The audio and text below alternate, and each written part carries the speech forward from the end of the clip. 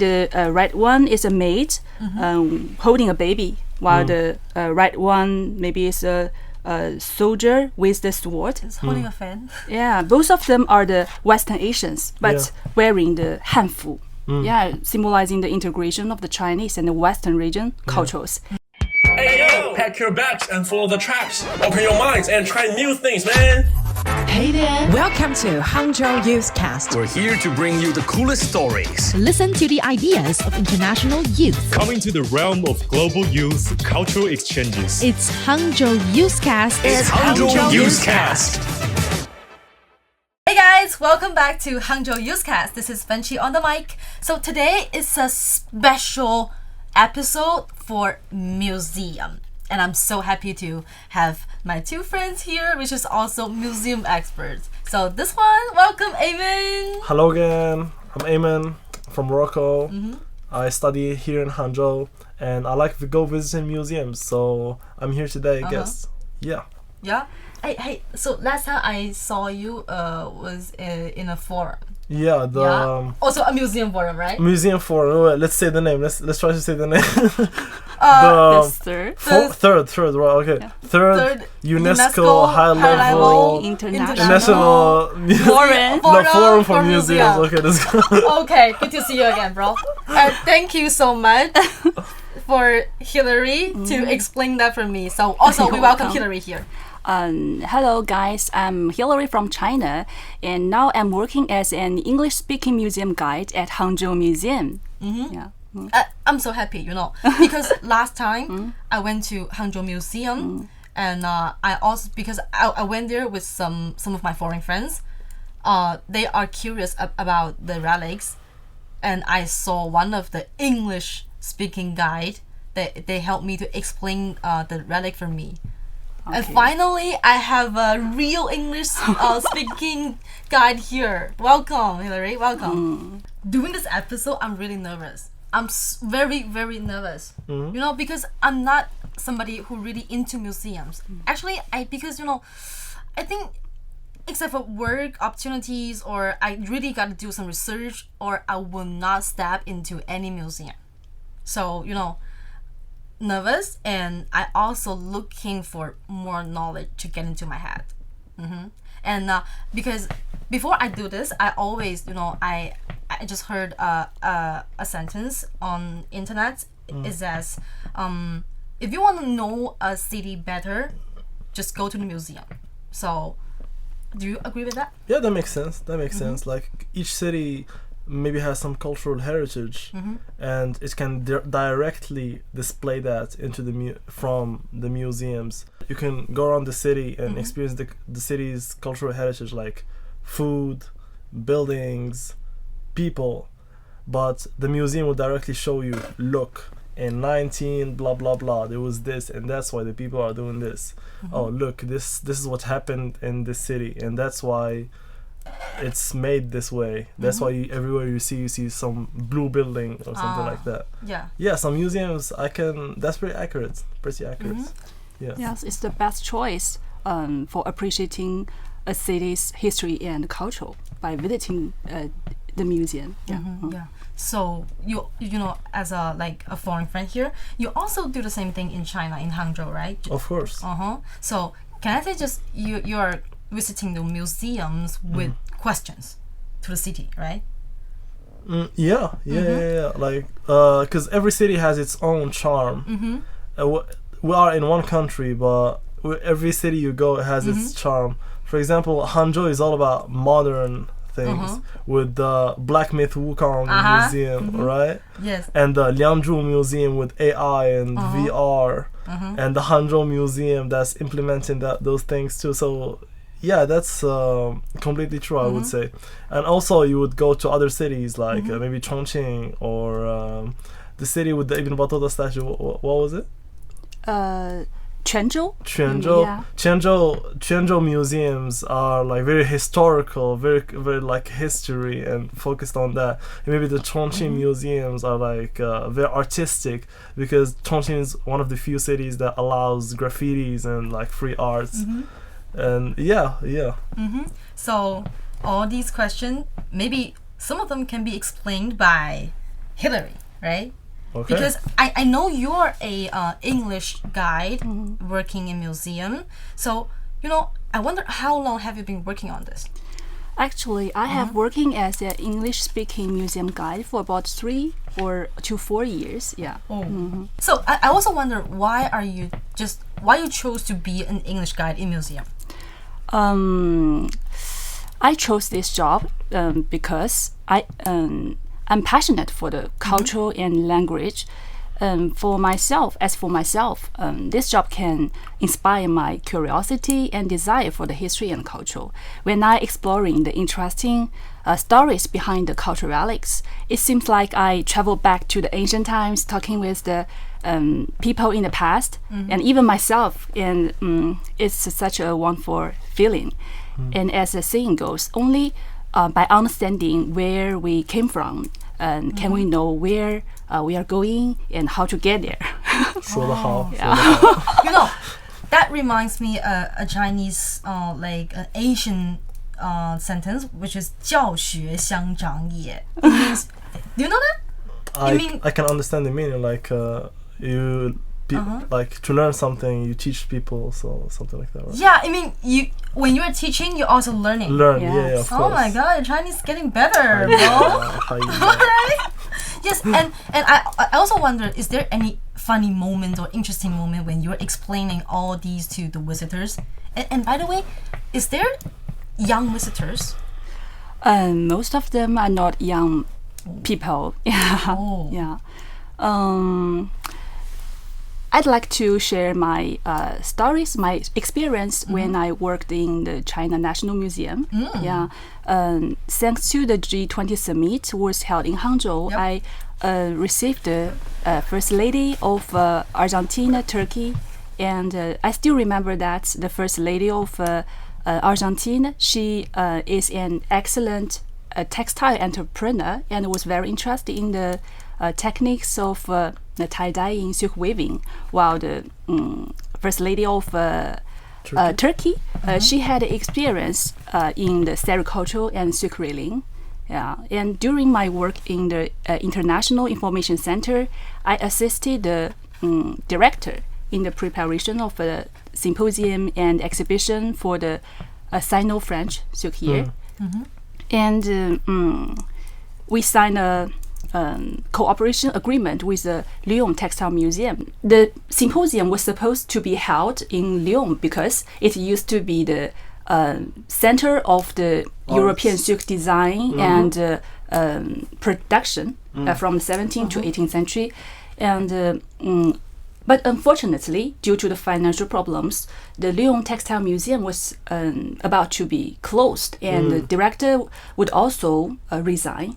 By chance, through receiving a French textile scholar, I got in touch with the director of Lyon History Museum, and he was the organizer of the 2017 Lyon Silk Festival, and he decided to provide us with the silk relic and the conference for free, and warmly invited us to attend the silk, the opening ceremony of the silk festival. It's such an unforgettable memory for me. Because and I'm amazed by the deep relationship between Lyon and Hangzhou was connected by the Silk Road. Have you ever like heard know about an international museum forum, which is like just a few days ago? The in Liangzhu? third UNESCO International High Level Forum for Museum. Yeah. Yes, that's a quite long name, right? Yes, and that's the like that's also really important for both of us because at that time we were there. Oh, Yes, wow. we Wonderful. were there. Yes, and do you still remember the time we saw all those museum directors? Representatives, yeah. Yes, that's the first time that I really got to know. I just started got to know the meaning of museum. Yeah, I even met my own country's All right. representative. Moroccan, Yeah. Yes. Yeah, and I also remember because the forum is for like gather like museum experts around the world to discuss so many topics, and there is something I really like interested in it. So do you still remember the French lady with Yeah, in she the was so wheel nice. with, right? Yeah, she's so good. Yeah, and she mentioned that is there any possibility that AI exhibition can or cannot replace the reality exhibition? Yeah, I think AI is good. For instance, if something doesn't exist anymore, and so you want to see how it was before, or things like that. But I'm going to tell you something. You still have to look what is really around you. You should not forget what is there, and it's very important to use AI as a complement, but not as a substitute. You should always be careful to look around you. Yeah. I think the AI exhibition can't replace the real one. Yeah, that's true. That the AI and digital technology are making the museum visits much more easier and interesting. There is no doubt. It can enhance, not replace, maybe. Yeah, but I think the AI and digital technology still face a lot of challenges, such as accuracy and security of the data, or the protection of the property rights, and what's more, we can't be too addicted to the sense of the technology while totally ignoring the cultural connotation behind the cultural relics. And the interactive games should focus on more on the education rather than the entertainment. Yeah, that's 真的好说. That's really well said. Yes. Yeah. Like it should focus on enhancing the physical, real cultural relics, and not like totally try to replace or anything. Because the purpose of actually physically going to the museum is seeing the stuff with your eyes. And so if you want to just use AI or something, you can do it from your own home, right? Yeah. Yeah. And also, some expert they also mentioned, like how to make the museum more closer to people. Because first of all, I didn't know what's the meaning to getting closer to people. And then I realized that when people just come to the museum, they just watch. Because they always like the glass, they keep a distance, right, between humans' eyes and the real thing that the relic. So like they also mentioned that maybe sometimes the museums or government, they can hold have some activities like about just like the French the French museum, because they said the rules of that particular museum, they cannot change anything, touch anything, but enhance the experiences. But how they enhancing the experience is not by adding AI or something. They host activities for kids, because that museum talks about making some pottery or something. So they host activities for kids to make that pottery the same way it was made like historically 200 or 100 years ago. And that's how like they make them closer to the audience and make it more interactive. Yeah. So I also wonder, is there any like activities or events that in Hangzhou Museum are working on this, make museum closer to people? Yes, of course. We hold a educational experience museum. Exhibition. Interpreting the traditional civilization through the interactive games, allowing the Gen Z to learn while playing. Yeah. Well, speaking of interacting, I remember you experienced some AI technology in the forum, right? In Liangzhu. Is that your first time to come to Liangzhu? To Liangzhu Museum, yeah, I guess. Liangzhu Museum. Okay, so what did you got at that time? Yeah, there was a machine that just takes AI machine that takes a photo of you and then puts you and processes your image and puts you in the same clothes as the Liangzhu people. Look at the Liangzhu Museum. There's no need for translation. you can directly use gestures to pull up holographic archives of artifacts.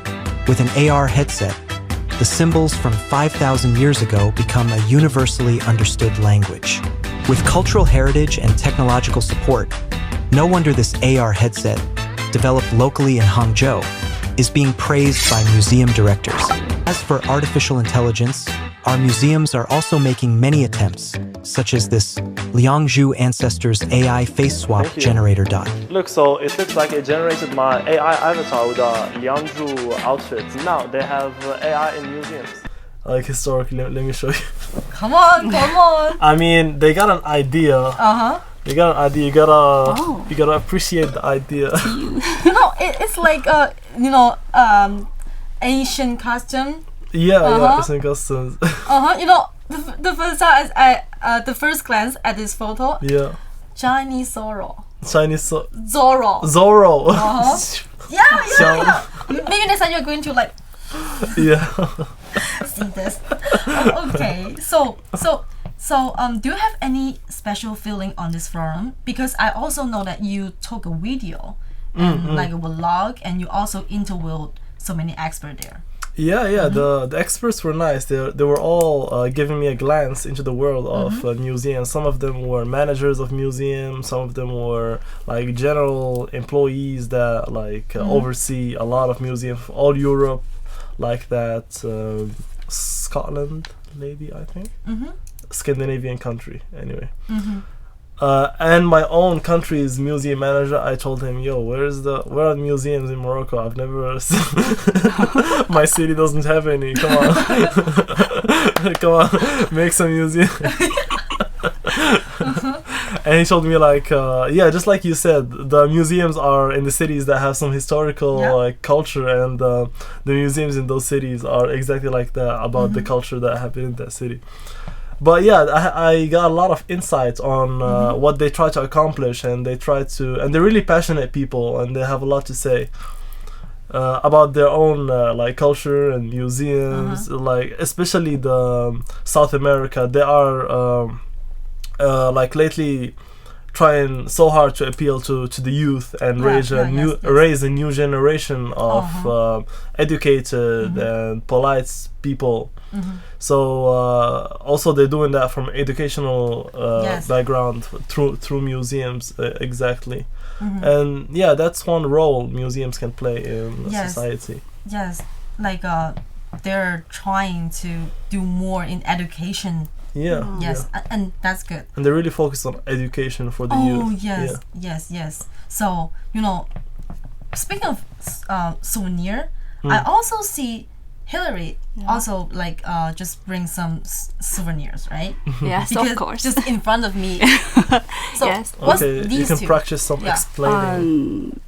I'd like to introduce this one. It is a fridge magnet featuring one of the treasures of Hangzhou Museum, the blue and white porcelain brush holder of the Yuan Dynasty, and a first level cultural relic. I don't know if you guys ever heard that a blue and white porcelain pot with the figure patterns were sold for about 16 million pounds at the Christie's auction in London. Oh wow. Yeah.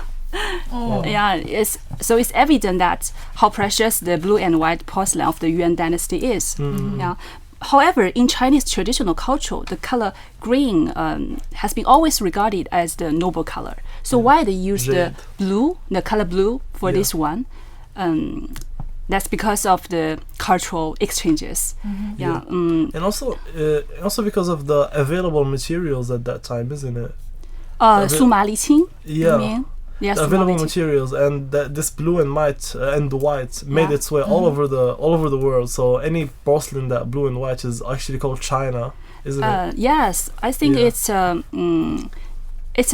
integration of the Chinese and the Western cultures. In fact, in the Middle East, the water is considered as the most precious resource. So the paradise is a word of blue, and influenced by the Islamic culture, the Mongolians, you know the Mongolians, yes, of course. they began to admire this color, the blue.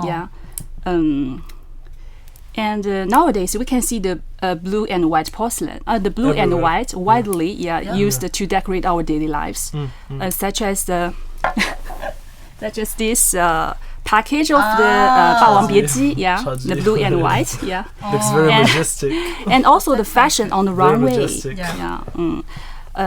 In addition, such as the matcha coffee of Matcha, Starbucks Yeah. and the qipao originated from the banner robe worn by the Manchu women during the Qing dynasty, but cut in the Western techniques. Style, And also the computers, even the computers that we use in daily life, are all the results of the cultural exchanges. So it help us achieve a better life. That makes sense. Yeah. And I can see there's a cup. It is. This one is a small one. It's also one of the treasures of Hangzhou Museum. It's called the Warring States Crystal Cup. Warring States, about 2,500 years ago. 2000. It is made of a whole piece of natural crystal, finely polished, and in a modern shape, and has been listed as one of the 64 cultural relics Heritage. forbidden to be exhibited abroad. Oh wow. But the origin of it is still a mystery. That's great. Wow. Some experts suggest that it might be come from Persia through the Silk Road, but It's glass. not So- glass, crystal. Crystal. Yeah, crystal. glass. Yeah, and Amen. How do we say sensei in Chinese? 老师. Say it, 老师. No, not. I'm not an expert. Just but I do learn a lot. Yeah, we learn a lot. yes. Yep. So that was it's the meaning of being an English-speaking museum guide. Tune into Hangzhou. Discover the world. Hangzhou Youthcast. I think you guys must visit a lot of museums, right? So for Amen, when you're traveling in all these museums, because maybe different countries and different cities, so museum must be different, right? Of course. Because there are so many boundary, not the real boundary, but language boundary, cultural boundaries. So is there any misunderstanding, or is there anything that you don't understand during your visit, especially in Hangzhou? Like, especially art museums, they tend to be mysterious and Also, yes. Art museum. They always have some. You have to infer the meaning by yourself, and that's by design, because that's art. You have to be artsy and think thing. about it, and they color code. They color code things, and you have to figure it out. Yeah, color. Yeah, not like maybe historical or geographical museums. Oh. Geographical museums, that's straightforward. Here's this rock. Boom. Here's the sun. It's also interesting to learn about this rock was used for this in here. I find it interesting. Oh yeah. Yeah. Just like one museum in Chongqing. It may be the biggest museum in Chongqing, but I'm not sure. So yeah, it was an artsy one, and it has galleries of art, and it was color coded green, blue, red. And when I was visiting, I tried to convey okay, so what does red mean? Oh, I see the red one always has people crying in it or something. Crying? It's not. It's just an example. All right. Maybe green one also always has some nature, some fenzion, landscape in it. So yeah, these are not boundaries. This is the fun of visiting a museum. You can say it like that. Go on. It's okay. Yeah. So we can say it's not really boundaries, because museums are all about culture and knowledge. You just see them as fun or challenges or visiting a museum. Oh, Yeah. I see. So that's why museum needs English guides, right? Because Yeah. especially the the words and maybe the just the board there. They're Chinese, so it needs somebody to explain these to somebody who doesn't speak Chinese, right? So I as a bilingual broadcaster, I also wonder, is it hard to explain a Chinese word, especially ancient Chinese word, to foreign visitors? Because sometimes if you like you want to explain the texture of the cup, you got to tell them, oh, this is from where. But as a foreign visitor, come on, visitor. As a foreign visitor, I think so, yeah, because everything has connected layers of history. Oh yes. Oh, so this is because of this, but this is because of this. Yeah, because of so complicated. Just not even a museum. Just when watching the Nerja movie. Just watching the Nerja movie. Oh, so what did they say that first? They gotta explain the meaning of the word. No, first they gotta explain the meaning of the word, like the Hangzhou that they say. But that meaning, like, normally means something else. But for this here, it's used for this meaning. And then, because one emperor at one time did this, and then totally different, yeah. Yeah. So it's hard. It's a challenge. It's a challenge, but it's fun too. You know, a lot of history, a lot of culture. It's like you're breaking the boundary. And also it's hard for foreign visitors to understand. Is it hard for you to explain, so many Chinese things? A little hard, maybe, yeah. But I think making the comparisons might be a good choice, such as comparing the Chinese mortise and tenon structure. You know it? Yeah. With the Western Legao bricks. Yeah. It's similar, and or comparing the ancient Liangzhu city with the famous Forbidden City in order to let the visitors know how big it was. Make the comparison, maybe better, better to understand the exhibits. I see. That could help. Yeah. So also, I also want to know that quick question. If you're going to choose a museum in Hangzhou which inspire you the most, or let's say, what's your favorite museum in Hangzhou? As a me, maybe, since I currently work at Hangzhou Museum, I should recommend it. I'm joking. Very professional. Because I think it's the best choice for appreciating Hangzhou's history and culture. Exactly for Hangzhou. In the South, Hangzhou Museum is a comprehensive humanities museum reflecting the historical changes of Hangzhou, and is composed of the South and North Pavilion. In the South Pavilion, we have a permanent exhibition which shows the general history of Hangzhou from the prehistoric to the Republican period over 50,000 years. You can see the treasures there, such as the Warren State's crystal cup, and in this one, the blue and white porcelain brush holder of the Yuan Dynasty. And we also have the temporary exhibition uses multimedia technology to show the openness and the prosperity of Hangzhou and Quanzhou during the Yuan Dynasty, which used to be called the most beautiful and luxurious city by Marco Polo, the Italian traveler, and the largest port in East by the Moroccan traveler Ibn Battuta. Yeah, Battuta. Sorry, what? I don't speak French. So sorry? It's in Ibn Battuta. Ibn Battuta, yeah. Oh, sorry, alright.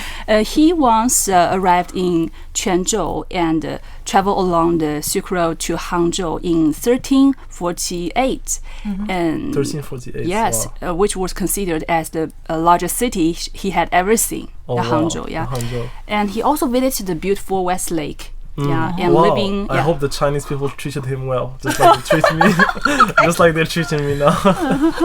and he left us the earliest Arab record of Hangzhou in his travelogue. That's great. I think the best way to get a feel of Hangzhou is just to go around Hangzhou. like the Westlake, the old building, like the old city near Westlake. Yeah. You know those Yeah. old buildings there. In Gongshu, there's the Beidaqiang and all the temples. Oh yeah. I think that would give you a good feel, and just looking at how the buildings are and Yes. how everything clean is, that could get you like a good feel to Hangzhou. But then one good museum I want to visit is the Black Myth Wukong Museum. Yes. Yeah. Yes, it was so cool. This is the sculpture art exhibition area. Each sculptor has gone through a 3-step creation process. The archaeological team extracts traditional aesthetic elements from Dunhuang murals and Shaanxi painted sculptures. Digital artists use ZBrush to carve position models with millions of polygons. Finally, intangible culture heritage craftsmen use the lost wax method to cast them. I still remember Black Myth Wukong came in on Steam or like just in August, Yeah. right? I thought it's only a game. No, it's a sensation. It's a real myth. Yeah, I Yeah, never yeah. expect there will be a museum for a game. No, it deserves. It tells a lot of stories. My Chinese friend, I was playing and he was explaining to me, and each of the bosses, you know, the people you fight, the monsters you fight. Okay, this guy is named Pu Bai, like not white, because there's another Pu Bai, okay. Pu Bai, not white, because there's another one with the like a good guy named White, and this is his nemesis Pu Bai. Yeah. And like there's also like Pu Hao or something like that. So you also seen the Bu Bai in museum, right? I didn't go yet. I want to go visit. Go, it Yeah, deserves. yeah. Really. So except for the Black Myth Wukong Museum, is there any museum that shocked you? Shock me. Yeah, shock you. I mean, don't get shocked in Okay, museum, or maybe don't you? just like get you interested. I mean, I'm interested in all museums. I go and I just inhale or what it has to offer. And the museums, like one thing is interesting, and the museum starts from outside. You know, you see the architecture of the museum, just like the Liangzhu Museum. It's very beautiful, like even from outside, and then you enter, and then you can get everything. And the Liangzhu Museum, like it talks about how the people of Liangzhu and they had a lot of jade. Oh yeah, Jade. You I still remember you love Jade, right? I guess I love jade. Jade. Yeah. They were living, and they had their own ways and their own culture, and all within like other cultures, and Yes. yeah. It's like a testimony of the 5,000 history of China. Yeah. Yes, so it's good. Yes. So you know, after when during the talking, I've been thinking a question, like because you mentioned that the visitor you talk to are often not that young. Yeah. So you know, I also remember so many of my friends. They told me that they're just like me.